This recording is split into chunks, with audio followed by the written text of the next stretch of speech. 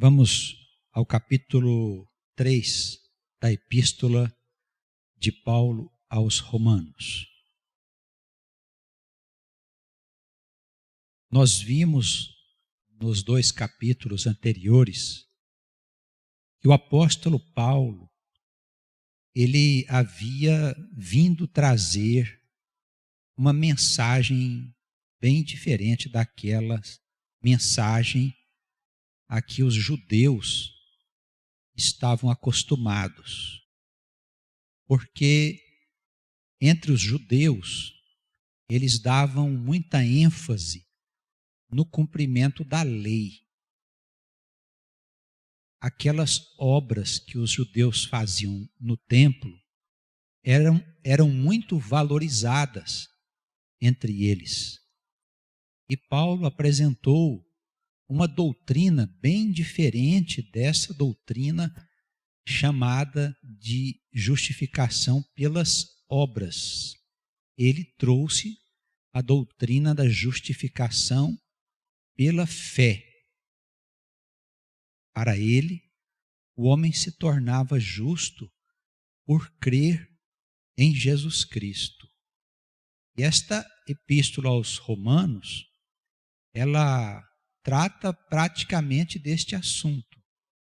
E é nela que nós encontramos os princípios e fundamentos dos ensinamentos de Paulo. A igreja de Roma, como eu disse aos irmãos, ela não foi fundada por Paulo. Ela foi fundada por um grupo de judeus que havia se convertido ao cristianismo. Paulo ainda não tinha ido visitá-los, não tinha ainda ido ter com eles.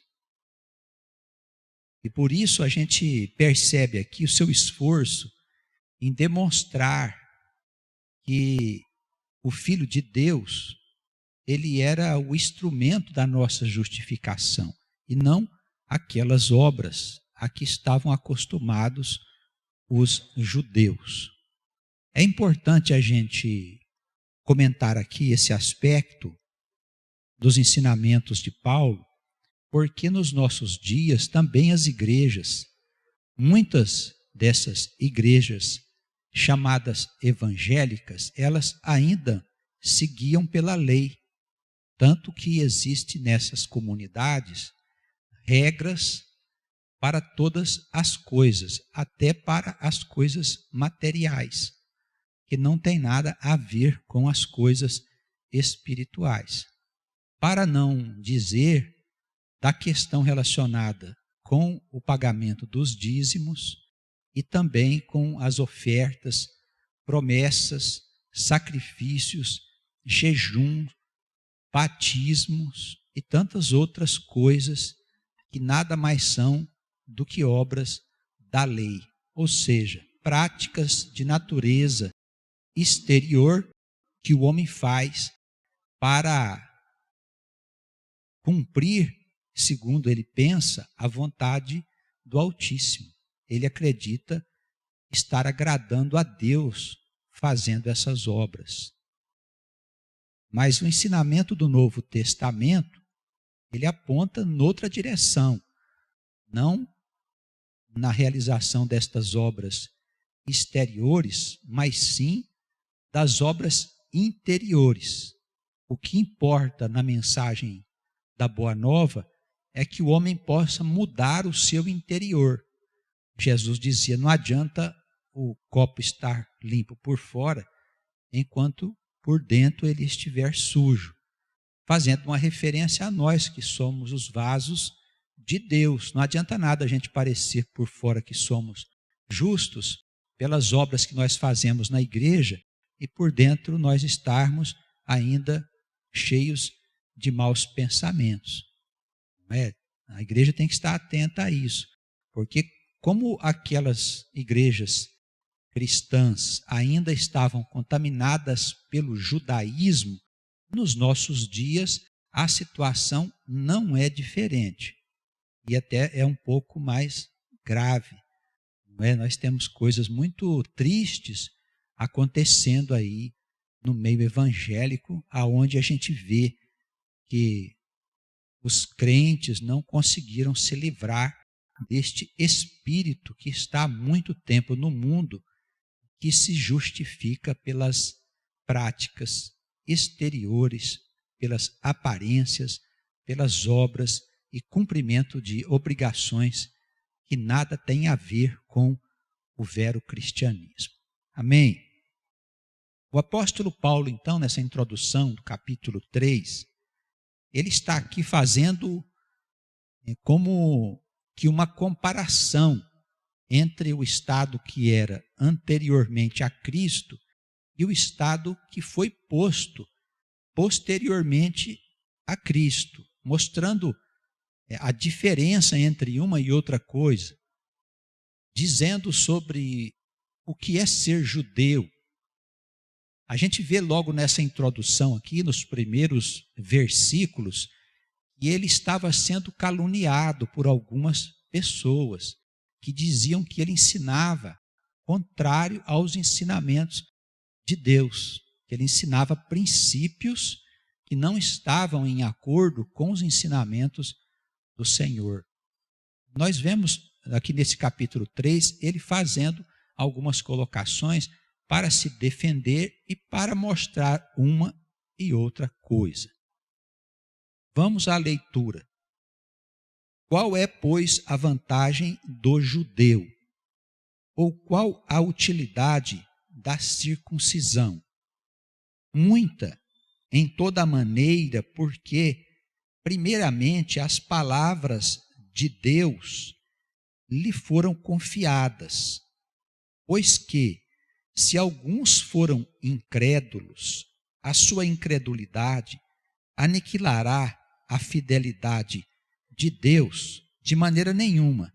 Sempre seja Deus verdadeiro e todo homem mentiroso, como está escrito, para que sejas justificada em tuas palavras e venças quando fores julgado. Nós vimos no capítulo anterior, bem no finzinho aí do capítulo 2, que o apóstolo Paulo fala da importância de nós sermos judeu. Em que sentido? De nós entendermos que nós somos o povo de Deus. E ele deixa claro, aqui no finalzinho do capítulo 2, que não basta ser judeu na carne, mas é preciso ser judeu no coração. E que a circuncisão não é um laço físico, não se trata de uma marca como aquela que antigamente era feita no homem, para que significasse que ele havia estabelecido um laço com Deus. A circuncisão da carne, segundo Paulo, foi substituída pela circuncisão do coração. Então, a marca do verdadeiro judeu, do verdadeiro homem de Deus, do verdadeiro crente, do verdadeiro cristão, ela está no seu coração, na forma como ele vive o amor que Cristo nos oferece. Então, ele diz assim: qual é, pois, a vantagem de ser judeu, de ser o povo escolhido? Ele diz, é muita, porque a palavra de Deus foi dirigida primeiramente ao povo escolhido. Eu tenho dito aos irmãos que a história da alma não começou agora, no ventre da mãe. A alma é muito velha, ela foi criada desde os tempos em que Deus fundou o mundo. E com toda certeza, no meio da população desse mundo, existem aquelas almas que estão marcadas e que foram escolhidas para ser o povo de Deus. São estas almas a quem o Senhor dirigiu a Sagrada Escritura. E ainda nos nossos dias, elas estão espalhadas por todos os países, entre muitas crenças, entre muitas igrejas, aguardando o momento em que o Senhor haverá de despertar o seu povo, tendo em face a volta gloriosa de Jesus. Tem afirmado isso aos irmãos. Então, qual é a vantagem de fazermos parte deste povo escolhido, de sermos os verdadeiros judeus, vamos dizer assim, no sentido teológico. É que, primeiramente, a palavra de Deus, este laço, esta circuncisão, este laço que se estabelece pela fé entre o nosso coração e o coração de Deus, isso foi oferecido primeiramente a nós, que somos o povo de Deus. É importante que a gente não coloque o povo de Deus dentro de uma determinada igreja ou seita. As igrejas e seitas foram criadas pelas interpretações que os homens dão à palavra de Deus. Mas o relacionamento de Deus com o seu povo está além da igreja. Tanto que a mensagem que Deus hoje está levando ao seu povo, ela não carrega nenhum tipo de nome ou denominação. É a palavra que está sendo dirigida especialmente a esse povo espalhado, adormecido, que precisa despertar para a realidade de tempos angustiosos. Evidentemente, Deus espera que o seu povo se transforme em viva testemunha daquilo que ainda teremos de passar e das coisas que nós podemos, com esperança, aguardar. Tá bem? Então o apóstolo diz aqui no versículo 2 que primeiramente as palavras de Deus foi dirigida e é dirigida nos nossos dias ao povo escolhido. É certo que no meio do povo escolhido houve alguns que se deixaram levar pela incredulidade, mas isso de maneira alguma faz com que mude a fidelidade de Deus para com aqueles que são fiéis. No versículo 4, Paulo fala sobre Deus ser verdadeiro e todo homem mentiroso. Pode ser uma afirmativa um pouco pesada, mas o que é que a palavra quer dizer? Que, na verdade, nós todos somos simples pecadores. Nós somos destituídos, quando nascemos, da glória de Deus, porque nos separamos dele e mergulhamos na escuridão consciencial. A palavra de Deus, ela vem nos resgatar, ela vem nos tirar desta prisão, ela vem nos tirar desse domínio, dessa escravidão a que o espírito do mundo, ele nos submete. E quando nós percebemos que Deus entrou na nossa vida e entendemos a palavra na sua profundidade, nós chegamos à conclusão que se nós nos tornamos em criaturas boas e se nós podemos viver o amor de Deus, é porque todas essas coisas são dadas a nós. Não por merecimento, não quer dizer que você mereça nada, nós não merecemos coisa alguma, irmãos. As nossas obras, desde todos os tempos, são obras más.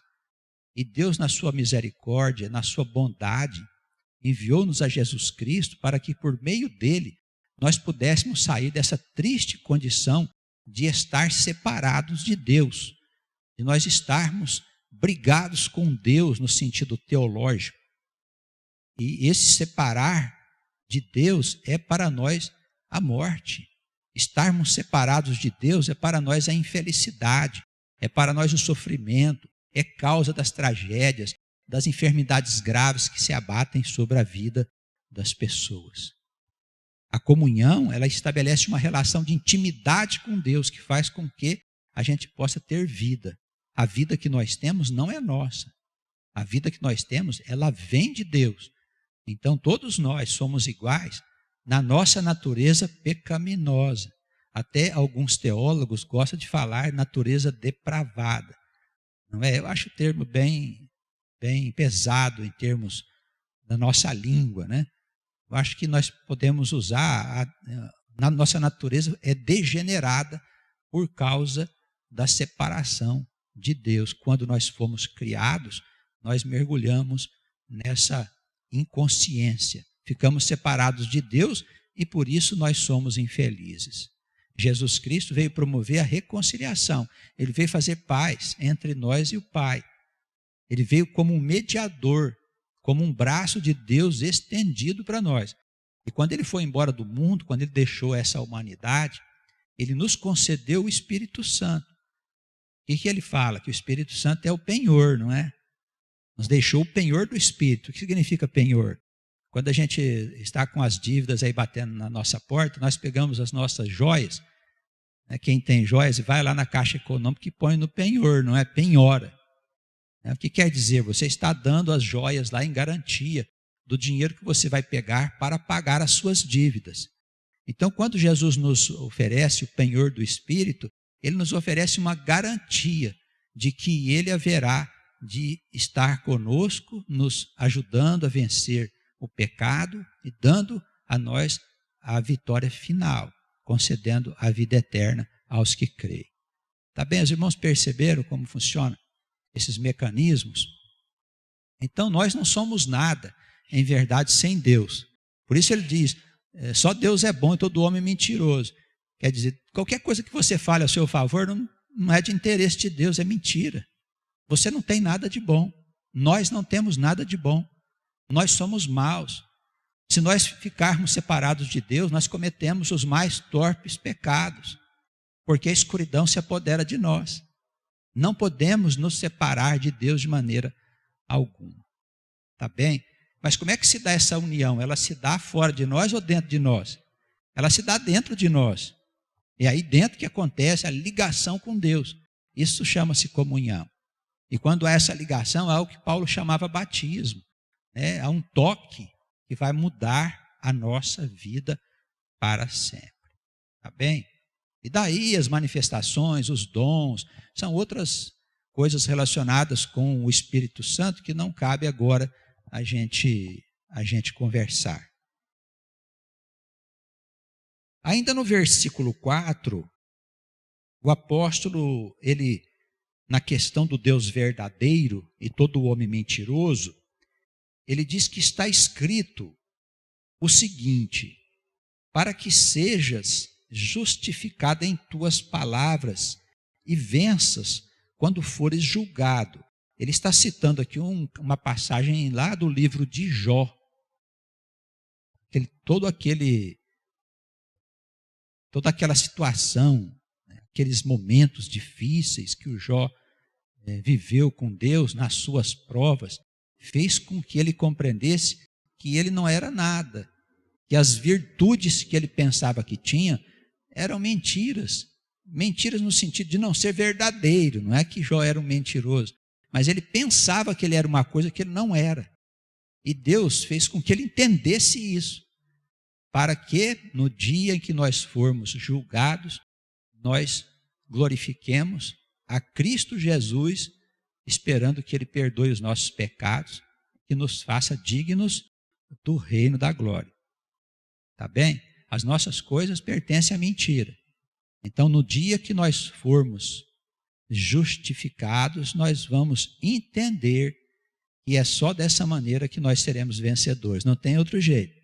Se você tem alguma coisa que você acha que é sua e que você pode oferecer para Deus para justificar os seus pecados, você está lá no sacerdócio levítico.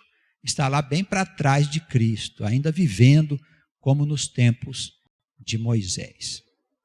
Amém? Vamos seguir com a leitura. Se a nossa injustiça for causa da justiça de Deus, que diremos? Porventura será Deus injusto, trazendo ira sobre nós? Ele diz assim, falo como homem, ele está dando uma opinião dele.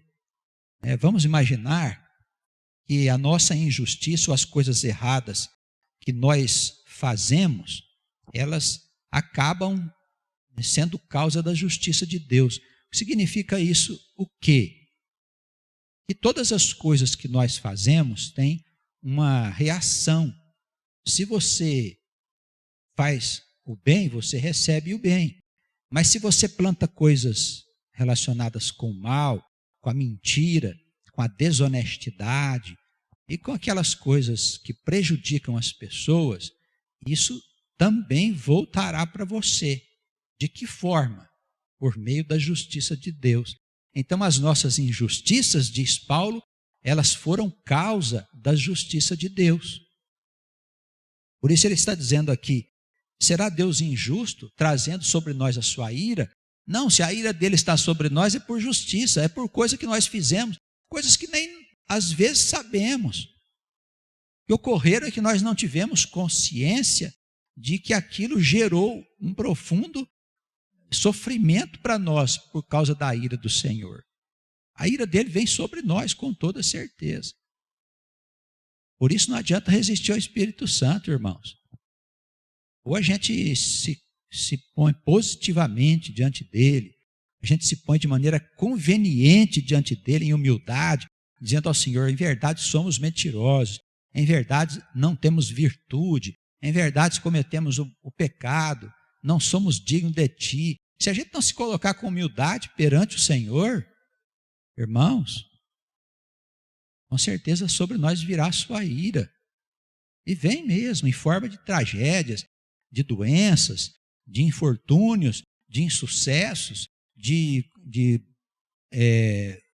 convivências difíceis com parentes, com patrões, com colegas, com empregados, enfim.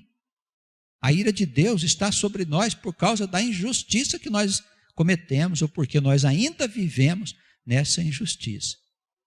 A injustiça é causa da ira de Deus. Paulo está dizendo, mas será que Deus é injusto porque faz vir sobre nós a sua ira? Não, não é injusto. Nós plantamos o mal, queríamos colher o quê? Não basta nós tentarmos justificar a causa do nosso pecado. Tem pessoas que fazem coisa errada e quer chegar diante de Deus e dizer, não, Senhor, não tinha outro jeito.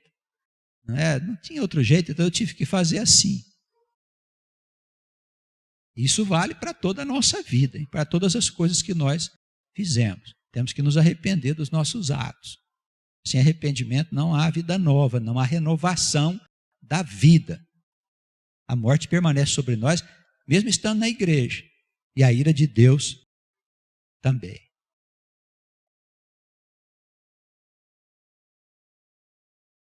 Como Deus julgará o mundo? Pela sua lei que traz a ira sobre os injustos. Né? Olha bem, aí no versículo 6, ele fala, não, de maneira nenhuma Deus não é injusto. De outro modo, como é que ele julgaria o mundo? Mas se pela minha mentira abundou mais a verdade de Deus para a glória sua, porque sou eu ainda julgado também como pecador. Ele está dizendo, nós somos sempre pecadores, em detrimento das coisas do Senhor. Quando nós pecamos, a ira de Deus, ela vem sobre nós. E nós vemos aqui, ele diz no versículo 8, porque não dizemos, como somos blasfemados e como alguns dizem que dizemos, façamos males para que venham bens. A condenação desses que fazem tais coisas é justa. Então, nós não podemos praticar o mal de nenhuma espécie, muito menos de tentar nos justificar pelo mal que nós fizemos. Não há justificativa para a prática do mal. O apóstolo diz aí, algumas pessoas dizem que nós falamos para fazer coisas erradas de maneira que recebam as coisas boas. Esses merecem castigo, porque eles estavam blasfemando o apóstolo, falando contra os interesses de Deus. Estavam caluniando o apóstolo. Havia ali judeus que tentavam defender ainda a ideia de que o homem se justificaria pelas obras da lei, pelo pagamento de dízimos, de ofertas, sacrifícios, pelos jejuns e batismos.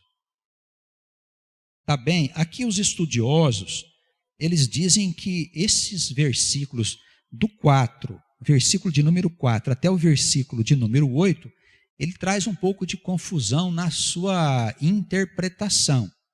Mesmo os homens mais entendidos na Escritura, eles não encontraram elementos para interpretar com clareza esses versículos. Então, nós podemos pegar a linha geral do pensamento de Paulo e estabelecer uma interpretação alegórica. Tá bem? Vamos seguindo. Versículo 9. Pois que somos nós mais excelentes, agora falando do povo de Deus, embora ele tenha dito que nós temos a vantagem da palavra ter sido revelada a nós, isso não pode nos fazer pensar que somos gloriosos ou diferentes dos outros. Nós somos o povo de Deus, fomos escolhidos por Deus para ser a sua geração, mas isso não significa que a nossa natureza seja diferente da natureza dos outros irmãos, dos outros que não foram escolhidos. Somos nós mais excelentes? O apóstolo responde, de maneira nenhuma, pois já dantes demonstramos que tanto judeus como gregos, todos estão debaixo do pecado, como está escrito. Aí ele cita aqui várias passagens da Escritura Sagrada, referindo-se a Salmos, referindo-se a Eclesiastes, a Isaías, em vários versículos. Não há um justo, nenhum sequer. Mais uma vez aqui, seja Deus verdadeiro, todo homem mentiroso. Está repetindo o ensinamento. Não há um justo, nenhum sequer. Não há ninguém que entenda. Isso é bom a gente guardar no coração. Quem sabe quem dá o entendimento da Escritura? É o Espírito Santo. Não é nós que entendemos a Escritura. É Ele que dá o entendimento para nós interpretarmos a Escritura. Quando você vai ler a sua Escritura em casa, você precisa pedir a Deus que te conceda o Espírito Santo para que o entendimento seja claro, não seja distorcido. Dependendo da intenção do seu coração, o Espírito pode ser o de cima e pode ser o de baixo. Tem gente que vai procurar na Escritura o quê? Uma fonte para ter poder, orientações para ganhar mais dinheiro, orientações para ser bem-sucedido nos seus negócios. Tem pessoas que procuram essas coisas na Escritura. Quem que elas encontram? O Satanás. Porque aqui dentro está Deus e está o diabo também. Depende só da intenção do coração. O resto você pode fazer, porque tem palavra aqui que dá sustento para as suas argumentações, mesmo se as suas intenções forem meramente materiais. Temos que ter cuidado, viu, irmãos? Nosso coração precisa ser sincero. Nosso desejo é só um, desejo de salvação. Você tem que ter desejo de salvação. Você não pode procurar a Escritura para outra coisa. Por isso eu digo aos pastores sempre, olha, a finalidade da igreja é uma só, salvar a alma do povo. A igreja não está aqui para arrumar a vida do povo, para arrumar dinheiro, para arrumar serviço, para arrumar marido, para arrumar mulher, para consertar a desarmonia lá em casa. Essas coisas todas estão acontecendo na sua vida porque você não está salvo, porque você não encontrou o caminho da salvação. Se você encontrar esse caminho, se você for tocado pelo Espírito, se você for convertido verdadeiramente a Deus, a sua vida vai mudar. E todas essas coisas que te atormentam vão cessar. Todas estas coisas vão cessar.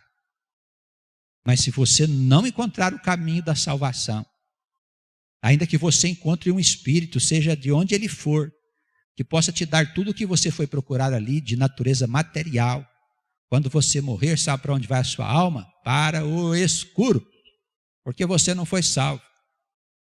Por esta razão, os pastores precisam ensinar o povo a buscar o caminho da salvação. Nós temos que falar de vida eterna para o povo, temos que falar de ressurreição para o povo, temos que falar de penitência para o povo conhecer a si mesmo, o seu coração, saber do coração mau que tem. Nós temos que conscientizar as pessoas de qual é o papel da igreja. A igreja não veio trazer conforto para ninguém, não conforto material, porque essas coisas quem acrescenta é Deus. Você não tem que pedir para Ele essas coisas. Jesus disse primeiro os interesses do reino e a justiça de cima, depois as outras coisas serão acrescentadas. Quando Ele fala do comer, do vestir, do morar, Jesus faz abordagem sobre esta passagem porque o povo sempre esteve preocupado com comida e bebida e moradia. O Senhor disse, buscai primeiro a justiça do reino, os interesses do reino, que naturalmente vos serão acrescentadas todas estas coisas. Tá bem? Para ficar claro o que é a igreja cristã. Tem igreja por aí que não é cristã, sei lá, tem até uns nomes esquisitos. Enfim, tratam ali mais das lamúrias do corpo, né, dos interesses da carne e da vida temporal, do que dos interesses da vida eterna. E eu digo aos pastores, olha, toma cuidado com o que você ensina na igreja, porque você pode estar encaminhando uma multidão de almas para a escuridão. E elas vão atrás de você do outro lado. Se você está pensando que você vai ficar dormindo do lado de lá, não vai não, você vai estar tão vivinho quanto elas. E elas vão estar no escuro e vão te cobrar. Pastor, o Senhor nos jogou aqui nesse buraco, nesta escuridão. Espero que não seja no inferno, que ainda é pior ainda. Como é que o Senhor nos jogou aqui? O Senhor disse que esse era o caminho. Por que o Senhor não pregou a nós o Evangelho? Por que o Senhor pedia a nós nossos bens, que nós demos para Deus e viemos parar aqui nessa escuridão? O pastor não ensinou o caminho da penitência, da confissão, do arrependimento, para poder entrar na eternidade, para poder conhecer os céus do Senhor, para ficar longe das trevas. O que aconteceu? Foi todo mundo para o buraco, o abismo. E o pastor pode preparar, porque essas almas que foram para esses lugares, com toda certeza, elas virão tirar satisfação com você, com aquele que encaminhou elas nesse triste destino. É muito sério, meu irmão. Se você pregar a palavra de Deus, toma cuidado com o que você está fazendo, porque você será responsabilizado. A justiça de Deus, ela é certa. Dizer do apóstolo, o Senhor não tem a espada na mão à toa, por brincadeira. Ela vem sobre todos nós e o juízo começa primeiro na casa de Deus. Pode preparar. Bem, primeiro na casa de Deus e o seu povo, depois lá fora com o povo pecador.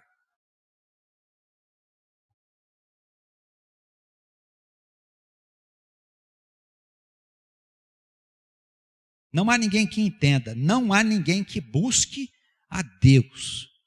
A gente vê isso nos nossos dias com clareza. As pessoas buscam a Deus por causa das coisas terrenas. Ninguém está ali interessado em buscar salvação. Olha que palavra, né? Escrita aqui, lembrada por Paulo, de diversas passagens dos profetas que pregaram ao povo de Deus, que é o mesmo povo que está espalhado no mundo. A indiferença do povo, o desinteresse do povo de Deus. Os profetas vinham ali pregar, dizer, olha, vocês estão se desviando do caminho. Eles não se importavam, irmãos, não se importavam. Todos se extraviaram, juntamente se fizeram inúteis. Não há quem faça o bem, não há nenhum só. Seja Deus verdadeiro, todo homem mentiroso. Está repetindo a mesma ideia, o mesmo pensamento. Bem, a garganta dos homens é como um sepulcro aberto. Com as suas línguas tratam enganosamente. Peçonha de áspides está debaixo de seus lábios, cuja boca está cheia de amargura e de maldição. Seus pés são ligeiros para fazer coisas erradas, para derramar o sangue. Em seus caminhos há destruição e miséria. Essas criaturas ainda não conheceram o caminho da paz.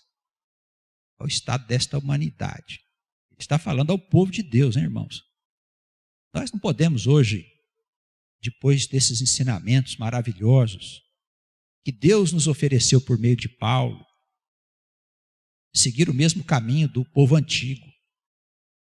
Hoje nós temos um desenvolvimento intelectual muito melhor. Hoje nós temos escolas que nos favorecem o bom entendimento das coisas. Temos uma ciência desenvolvida, conhecemos melhor a criação de Deus, o universo, as galáxias. as estrelas, os planetas e tantas maravilhas. Irmãos, a nossa fé precisa ser diferente da fé desse povo antigo. Não podemos continuar com preguiça, com desinteresse, achando que somos o que não somos. Não há temor de Deus diante dos seus olhos. Tem pessoas que vivem sem temor a Deus. Não respeita o Senhor. A palavra, ela diz que o temor a Deus é o princípio da sabedoria.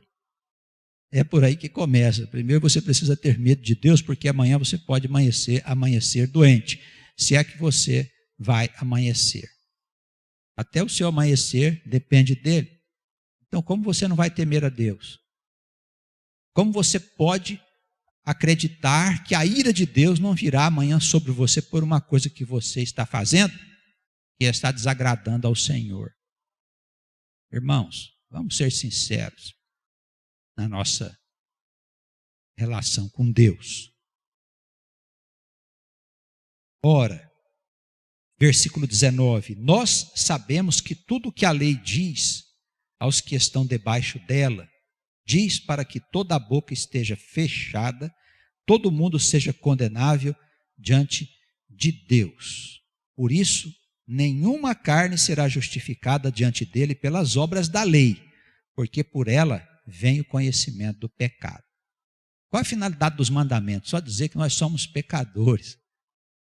Nós somos incapazes de obedecer à lei.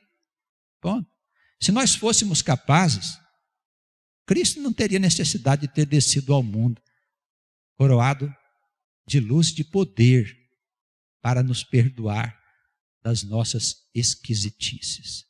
Tá bem? Cristo chega e entra na tua vida, perdoa os teus pecados, se você se arrepender da vida que teve, e Ele te dá uma vida nova. Você passa a viver de uma outra maneira. Se você continuar vivendo do jeito que você vivia antes, você não conheceu ainda a Cristo Jesus. Mas agora, ele disse aqui no versículo 20, né, que a lei, ela só vem mostrar o pecado para nós. Não adulterarás. Nossa, mas eu adulterei. E agora? O que a lei pode fazer por mim? Nada. Não existe oferta pelo adultério. Ah, você faz essa oferta aqui, que o seu adultério já está perdoado. Não tem. Você adulterou, você está em pecado. E o que eu faço agora? Não há solução. Está condenado. O apóstolo Paulo diz assim: agora se manifestou sem a lei a justiça de Deus, tendo testemunho dela mesma e dos profetas. Isto é, a justiça de Deus que veio pela fé em Jesus, para que todos e sobre todos os que creem, para todos e sobre todos os que creem, porque não há diferença, todos somos iguais, embora Deus tenha escolhido o seu povo. Todos pecaram, todos estão destituídos da glória de Deus. Lembre-se sempre disso, Deus é verdadeiro, todo homem mentiroso. Quando você for falar que você é alguma coisa, lembre-se dessa passagem. Quando você for falar das boas obras que você faz na igreja, lembre-se dessa passagem. Deus é verdadeiro, todo homem é mentiroso. Porque todos pecaram e estão destituídos da glória de Deus, sendo justificados, no entanto, gratuitamente pela graça de Deus e pela redenção que há em Cristo Jesus. Olha só, nós saímos daquela condição de escravidão perante o pecado, não pagamos nada para isso, porque esta salvação foi nos dada de graça por Deus. Isso chama-se salvação gratuita. Tá bem? Não foi por merecimento. Não foi porque você pediu. Você não estava lá nos seus pecados e se ajoelhou e disse: Senhor, Eu estou morto pelos meus pecados. Será que dá para o senhor mandar aí um socorro para mim? Não, não foi por causa do seu pedido. Ao contrário, nós não queríamos salvação. Nós vivíamos miseravelmente escravos da escuridão. O diabo fazia de nós o que bem queria, irmãos. E Deus, por amor a nós, enviou o seu mensageiro para acabar com esse domínio, com essa escravidão, com esta triste situação em que nós nos encontrávamos. Jesus Cristo. Amém. É nosso Salvador.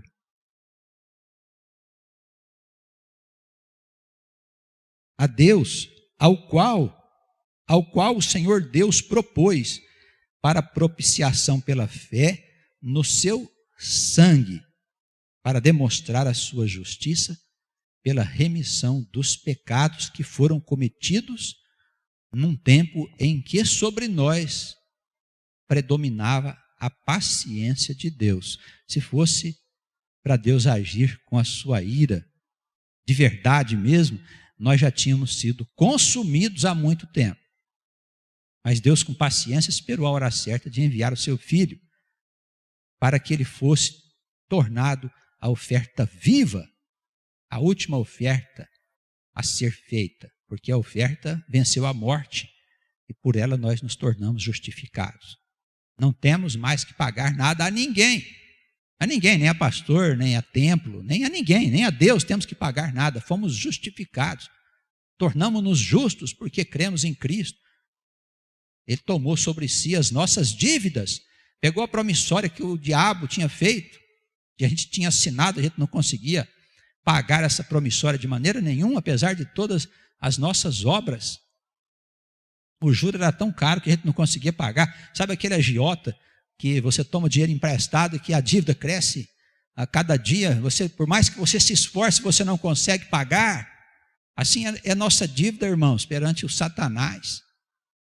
Estava ali aquela promissória que ninguém conseguia pagar. Sabe o que Jesus fez? Pegou a promissória, comprou, pagou com sua vida, derramou o seu sangue por mim, por vocês todos que nos ouvem. Pegou a promissória das nossas dívidas e foi lá e cravou na cruz. Para não ficar dúvida, porque a agiota é assim mesmo, né? A agiota é cheio de história. Se ele puder cobrar uma dívida 2 vezes, ele cobra. Mesmo? Quando o diabo vier, falará: você já viveu comigo bastante tempo, eu acho que você tem umas dívidas aqui comigo, e você chama a cruz, fala: vem cá, vou te mostrar a cruz, onde é que estão as minhas dívidas agora? Eu tenho o Senhor que preside sobre mim, agora não sou mais seu, agora você não vai me levar mais para a escuridão, porque eu tenho a luz comigo, Jesus é a luz do mundo. Não é? E se ele insistir, você pega a escritura, lê bem alto para ele escutar. Evangelho segundo João, eu sou a luz do mundo. Lê bem alto, em voz alta, para ele escutar. Ele vai sair correndo, porque o diabo não gosta de ouvir a Sagrada Escritura. Principalmente de um homem que está arrependido. É uma arma poderosa. Vamos usá-la. Onde está, pois, a soberba, né? A jactância? Onde é que está a nossa glória pessoal? É excluída, diz o apóstolo, aí no versículo 27. Por qual lei? Pelas obras? Não, mas pela lei da fé. Então a fé, ela nos faz justos diante de Deus e tira de nós toda aquela pretensão que as obras nos davam. Eu pago minhas obrigações com o templo, eu faço meus sacrifícios, eu faço as minhas promessas, tudo mais, eu já estou justificado. Eu fico lá que nem um pavão, né? Soberbo, cheio de jactância, dizia Paulo, achando que eu estou muito bem situado, morre e vai para o escuro. Então, quem foi que tirou essa nossa vaidade? As obras da lei? Não, as obras da graça, pela fé em Jesus Cristo. Ela nos colocou no verdadeiro lugar, sem jactância, sem soberba, sem vaidade, Por quê? Porque sem Jesus nós estamos perdidos. Concluímos assim, diz o versículo 28, que o homem é justificado pela fé sem as obras da lei. E porventura, porventura Deus somente dos judeus? O povo de Deus tem que entender que o nosso Deus não é só Deus nosso, não é? Não é também dos gentios, diz o apóstolo Paulo, também dos gentios. Certamente a porta da casa do Senhor está aberta para todas as gentes. Aqueles que quiserem entrar, podem entrar. Tá bem? Visto que Deus é um só e justifica pela fé aqueles que têm a circuncisão, que têm o laço com Deus, e por meio da fé também os que ainda não tinham. Anulamos, pois, a lei pela fé? Está fazendo uma pergunta, né? Vocês podem ver que ele usa um estilo de perguntas e respostas aqui nessa carta. Então vamos desprezar a lei? Não serve mais os mandamentos? O que Paulo está dizendo é que, ao contrário, quando nós nos tornamos justificados pela fé em Jesus, nós estabelecemos a natural vivência da lei de Deus. Por que caminho? Pelo caminho do 1 Coríntios, capítulo 13, pelo caminho do amor. Aquele que ama, cumpre a lei e os profetas. Bem, então, estabelecemos a lei na nossa vida, coisa que nós não conseguíamos quando nós estávamos sob o império da lei. Que Deus nos abençoe e guarde a igreja de todos os males. Amém.